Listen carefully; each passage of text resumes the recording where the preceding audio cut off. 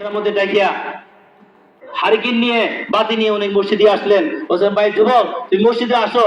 তো কেন? কোনা আমি বসে আসবো না, কোনা তোমাকে ছাড়বো না। এই বলে সম্মানিত হাজিরিন, উনি শেষ বেশ বলতেছেন যে তুমি কে, কোথা তোমার পরিচয়, তোমার চেহারা দেখাও। তারপরে উনার যুবক যখন চেহারা খুললো, আবৃত খুললো, তখন দেখলো আল্লাহ আকবার কুৎসিত চেহারা।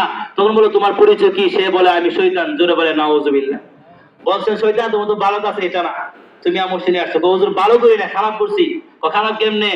প্রথম যে পড়ছিলেন আমি পালাইছি। চেয়ে দেখি আপনি বাসা চলে গেছেন, আবার ড্রেস ফিরে আসছেন। প্রথম যে পড়ছিলেন দেখি আপনি ব্যক্তিগত সুবিধা গুলো মাফ করে দিয়ে দিছে, আবার আপনি পালাইছে আপনাকে, আবার আপনি ঘরের মধ্যে কাপড় চোপড় ঠিকঠাক করে চলে আসছেন, আবার গেছেন, আবার আসতেছেন। দ্বিতীয়বার দেখলাম যে আপনার পরিবার যারা ছিল তাদের গুনাহ কথা মাফ হয়েছে, ভাই বোন মা বাবা যারা ছিল। তৃতীয়বার পালাইলাম, কারণ তখন দেখতে পাইছি আপনি না শুধু আপনি ব্যক্তিগত, আপনি পারিবারিক, এমনকি গ্রাম প্রতিবেশী যারা ছিল